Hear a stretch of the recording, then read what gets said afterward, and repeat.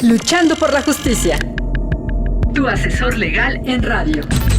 Soluciones legales para el día a día. De los especialistas a tus oídos.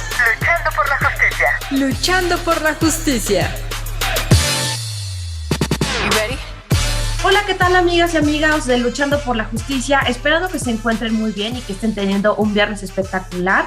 Ya estamos en el mes de diciembre y hay que seguir cuidándonos pues de esta crisis sanitaria con las medidas correspondientes en beneficio de todas y de todos. Y pues bueno, ya antes de finalizar este año hay temas muy importantes que tenemos que abordar en Luchando por la Justicia del IMER Radio, y también, bueno, aprovechar este espacio para invitarlos a escuchar el programa todos los viernes a las 12 horas por Ciudadanas y 60, todas las voces, así como por plataformas digitales y el podcast del programa que se encuentra en la plataforma oficial del IMER Radio. Y pues bueno, el día de hoy tenemos a un invitado especial como cada viernes, y el día de hoy tenemos al abogado José Luis Nazar, quien es experto en materia penal, catedrático en esta asignatura por la Escuela Libre de Derecho y ha sido vicepresidente de la Barra Mexicana de Abogados. Y pues bueno, el día de hoy nos va a platicar de un tema muy importante que es la prisión preventiva oficiosa, que en términos generales es una medida cautelar como una prisión preventiva y es justificada frente a una excepción a las garantías de libertad que establece nuestra Carta Magna. Y pues bueno, esto deriva de una reforma constitucional de 2008 en el cual se reconoce por primera vez la presunción de inocencia como un derecho humano, pero este derecho, junto con el derecho a la libertad, son garantizados en el nuevo sistema de justicia penal. No obstante, en la Constitución, en el artículo 18, se previó que solo por delito que merezca pena privativa de la libertad habrá lugar a una prisión preventiva. No obstante, el abogado José Luis Nazar, quien es experto en el tema, nos va a platicar a profundidad sobre esta figura del derecho y realmente qué alcances tiene, hacia dónde vamos con esta nueva perspectiva que se ha dado en tiempos recientes. José Luis Nazar, bienvenido a Luchando por la Justicia del Instituto Mexicano de la Radio. Gracias, Jessica. Estoy encantado de estar con usted y con su auditorio en este buen viernes que espero que sea para todos. Pues sí, efectivamente, en Luchando por la Justicia tocan hoy un tema por demás interesante que amerita una reflexión muy profunda: la prisión preventiva oficiosa. ¿Qué es esto? Esto es decir, mientras te investigo, y a esta frase la voy a citar constantemente, mientras te investigo, te vas a ir a la cárcel para ver si tengo elementos de enjuiciarte y para ver si tengo elementos de sentenciarte.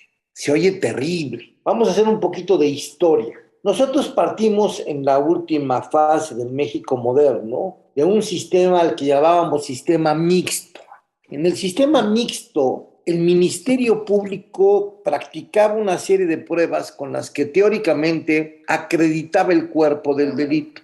Y solo así, teniendo esto ya acreditado, podía pedirle al juez una orden de aprehensión y el juez iba a determinar que durante el proceso penal, el ahora imputado antes indiciado se mantuviera en prisión hasta llegar a la sentencia. ¿Y cuál era el criterio? Sumar la pena máxima y la pena mínima y dividirla entre dos, y si pasaba de 5 años se quedaba. Esto en la Ciudad de México, y en el Código Penal Federal había un catálogo de delitos que el legislador desde su curul había considerado que ameritaban la prisión preventiva.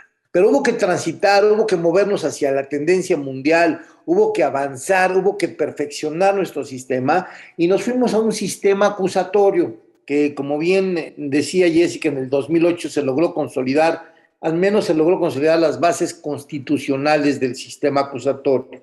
Y aquí no podemos despegarnos de una realidad social.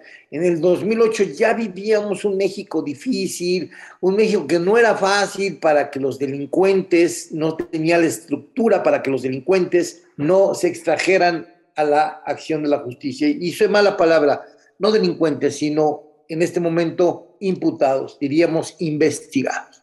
Y entonces la solución propuesta por el constituyente del 8 fue a rajatabla considerar conductas que deberían detener la prisión preventiva. Estas conductas eran muy limitadas, por cierto.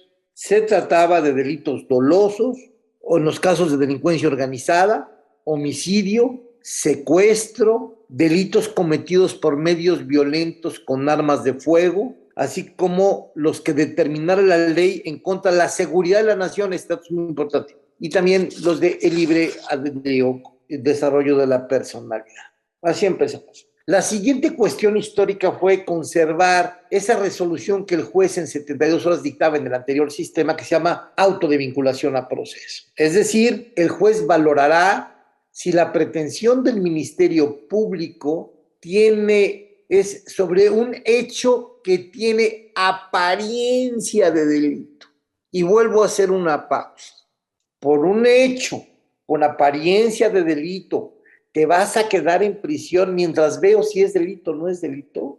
Así nada más porque sí, porque lo determinó el legislador. Y no solo lo digo yo, esta posición de la prisión preventiva oficiosa contradice todos los tratados internacionales suscritos por México, el Pacto de San José, los derechos humanos, va en contra de lo que hemos salido al mundo a manifestar, en el sentido de que la prisión preventiva, así lo establecen los tratados, solo se permite cuando es justificada. Y voy a ir al tema de la justificación un poco más adelante. Entonces, el legislador, desoyendo este mandato internacional, propone en el artículo 19 constitucional este catálogo de delitos.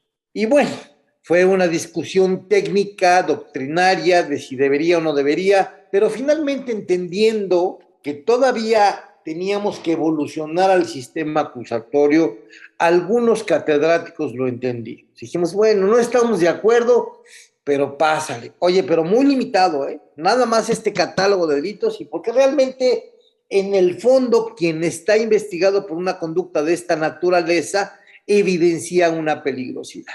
Así las cosas, en el 2016 que entra el sistema acusatorio ya en vigor con el Código Nacional, empieza a practicarse este método de la prisión preventiva oficiosa.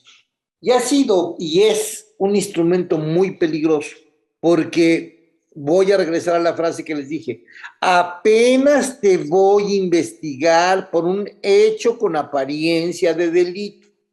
Y si yo creo que hay indicios, leves indicios, aparentes indicios, de que es un delito de prisión preventiva oficiosa, te vas a quedar en prisión mientras te investigo. Y lo hemos visto en la realidad, hay acusaciones de otros delitos que se mezclan con delincuencia organizada, sin serlo desde mi punto de vista, y que traen aparejada una prisión preventiva oficiosa. Dicen algunas posturas doctrinarias que la prisión preventiva oficiosa es como castrar al juez en su pensamiento. No lo dejo razonar, simple y sencillamente le impuso desde su curul el legislador el hecho de la prisión. Y entonces el juez, al dictar el auto de vinculación, va a determinar un tiempo para la investigación complementaria, tiempo que normalmente se prorroga.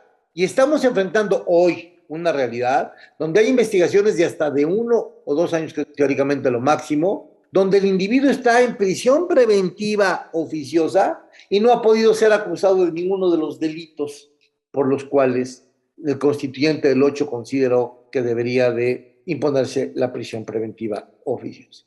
Pero aún fuimos más allá. Este instrumento de la prisión preventiva oficiosa, decía yo, es peligroso. Entonces fuimos más allá porque en el 2019 ese catálogo aparentemente cerrado se abrió a extremos inexplicables.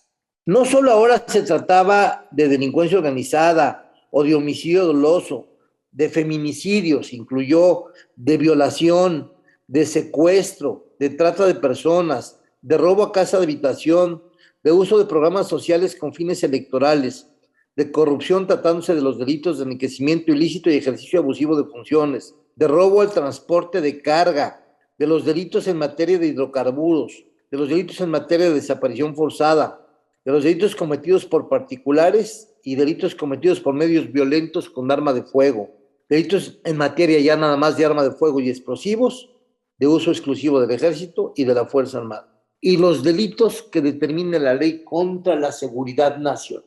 Vean, por favor, razonen, por favor, lo amplio que el constituyente del 19 modificó el artículo. Prácticamente abrió una bolsa gigante donde castró más al juez y abrió una caja de Pandora en el rubro de seguridad de la nación, al que me voy a referir un poquito más adelante.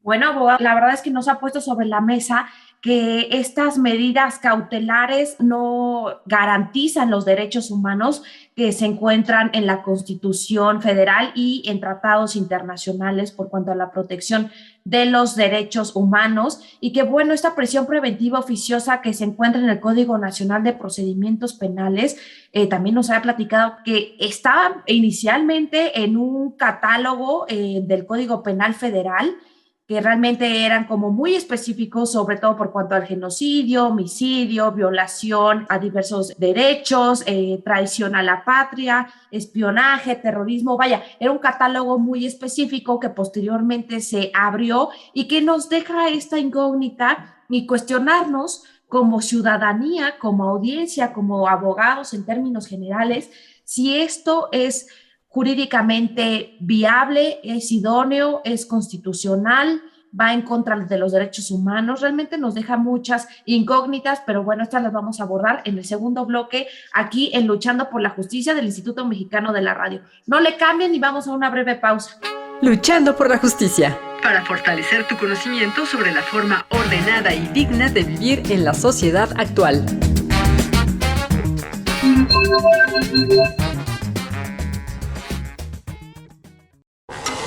Luchando por la justicia. Brinda herramientas educativas para promover la cultura de la legalidad, los derechos humanos y la perspectiva de género. Luchando por la justicia. Hola, ¿qué tal, amigas y amigos de Luchando por la Justicia? Ya regresamos de una breve pausa y pues bueno, el día de hoy, en este diciembre ya del 2021, tenemos como invitado a José Luis Nazar, quien es catedrático en la Escuela Libre de Derecho en la materia de Derecho Penal y es ex vicepresidente de la Barra Mexicana de Abogados. Y pues bueno, nos está platicando sobre la prisión preventiva oficiosa. En el primer bloque abordamos la definición, este contexto en el que se es aplicable la prisión preventiva oficiosa, también las reformas del 2008 por parte del constituyente y también cómo ha sido precisado inicialmente en un catálogo que precisaba justamente las figuras en que podría operar esta figura del derecho, ¿no? Que es una excepción a las garantías de libertad que expresa nuestra Constitución Federal,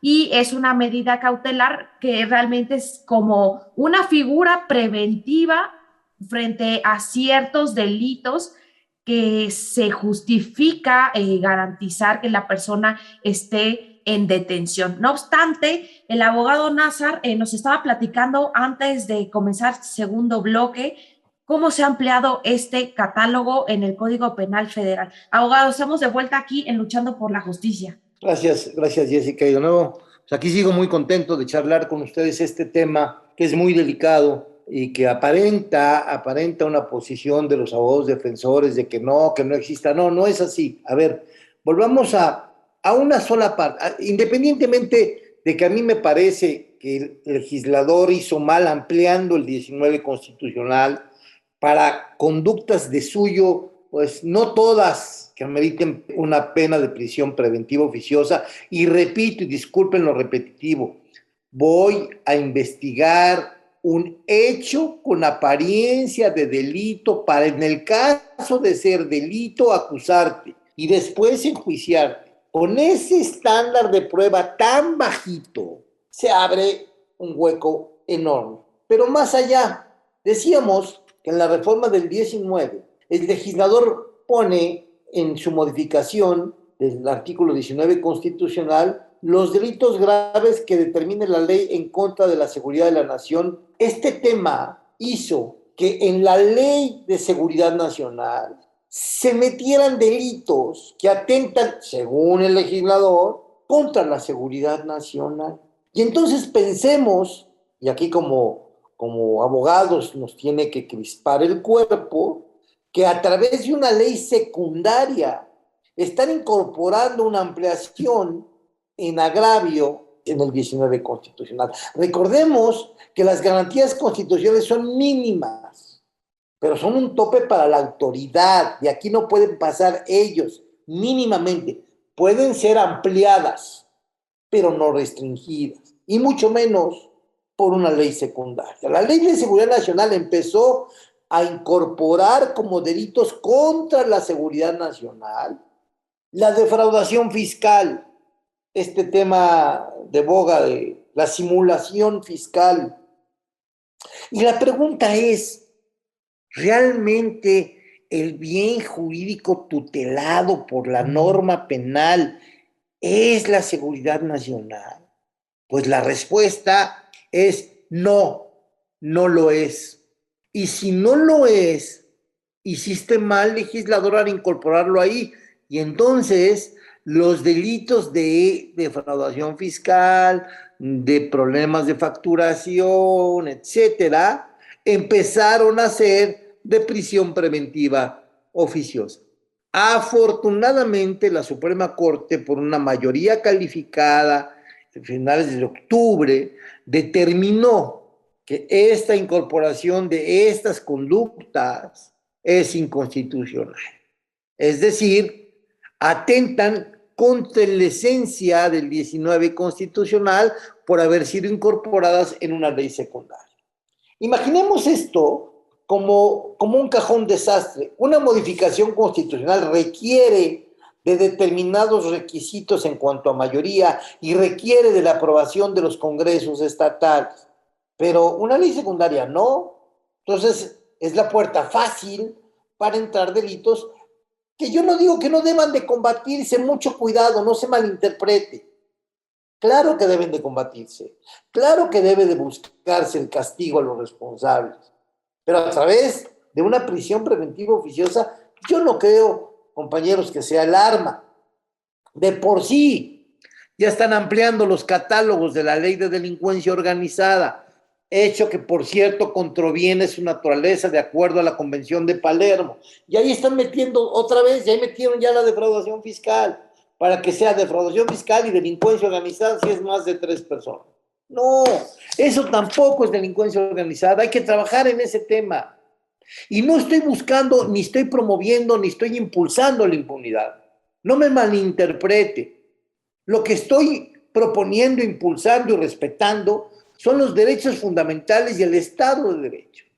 Pero es hora de hacer propuestas, no nada más basta con hacer críticas. Imagínense que en las fiscalías existiera una fiscalía especializada en prisión preventiva justificada. Ojo, yo dije, la prisión preventiva oficiosa, la que es por ley, está contradiciendo tratados internacionales. Los tratados internacionales hablan de prisión preventiva justificada cuando haya riesgo de fuga y riesgo a la víctima o a la sociedad.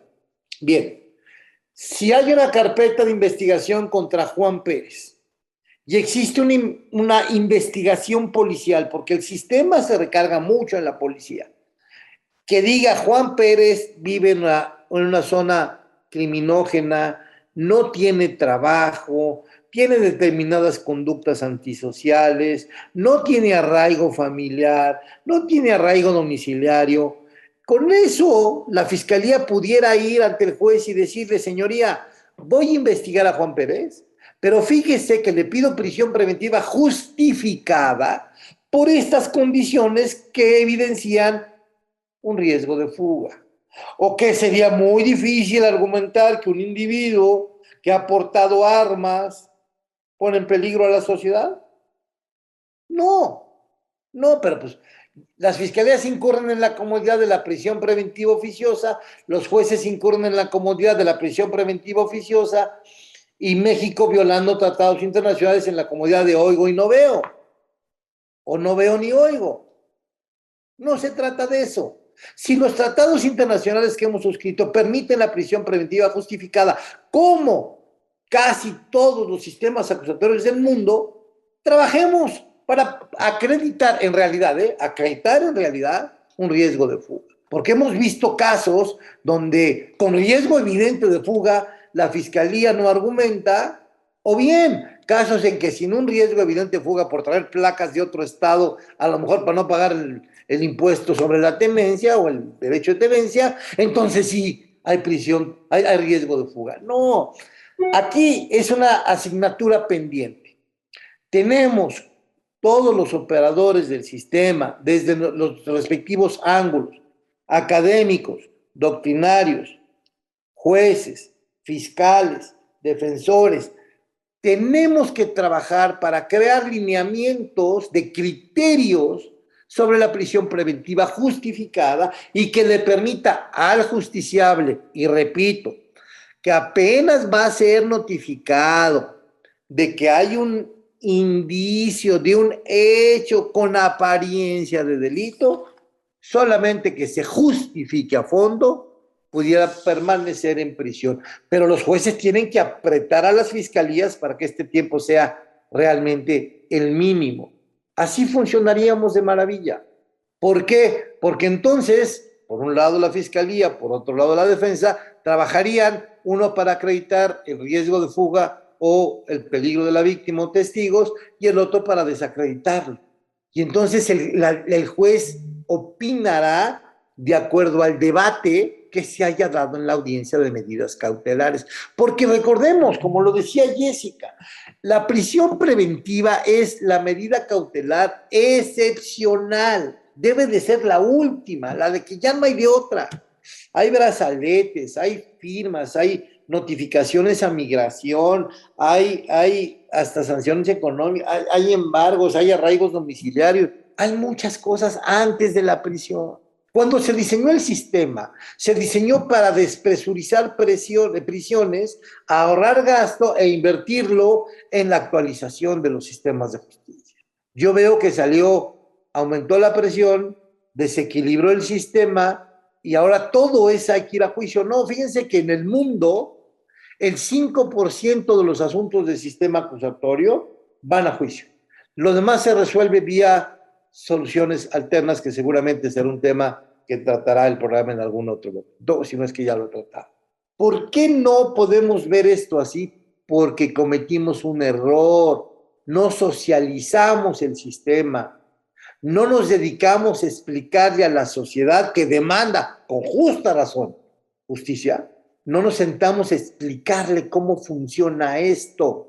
No le pusimos ningún medio adecuado para que lo entendiera. Entonces, el ciudadano que no es perito en derecho dice, oye, este fulano acusado de X conducta, la que sea, salió. Pues sí, salió porque apenas lo van a investigar, pero mira, el juez le restringió derechos, O al revés, este fulano se quedó porque acreditó la fiscalía fehacientemente el riesgo de fuga. Veo que llevamos el sistema al colapso si seguimos así. Invito a que retomemos la filosofía original, invito a que trabajemos sobre este tema de prisión preventiva justificada y que no nos dé miedo estar a la altura. Muchas gracias, Jessica. Bueno, abogado Nazar, la verdad es que nos ha puesto sobre la mesa no solamente el contexto en el que se puede actualizar esta figura de como medida cautelar, que es la prisión preventiva oficiosa, sino también nos ha puesto sobre la mesa diversos temas que van relacionados con reformas, modificaciones y ampliaciones en la materia para que una persona pueda ser privada de la libertad frente a indicios meramente que pueden advertir, en dado caso, una investigación por algún delito que realmente amerite una pena de carácter penal, vaya la redundancia, pero lamentablemente se nos está acabando el programa por el día de hoy y quisiera pedirle que en un minuto nos dé un mensaje que le gustaría transmitir a la audiencia. En un minuto, por favor. Gracias, Jessica. México cuenta con las armas suficientes para combatir la delincuencia de manera eficaz. Hay que quererlas usar y hay que saberlas usar. La reforma constitucional abarcó dos rubros: el sistema penal acusatorio y la seguridad pública. Esta es una tarea pendiente, muy pendiente.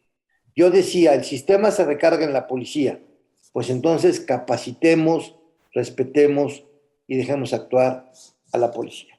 El sistema tiene muchas ventajas que permitirían un México más justo y más eficaz en el combate a la delincuencia. Gracias.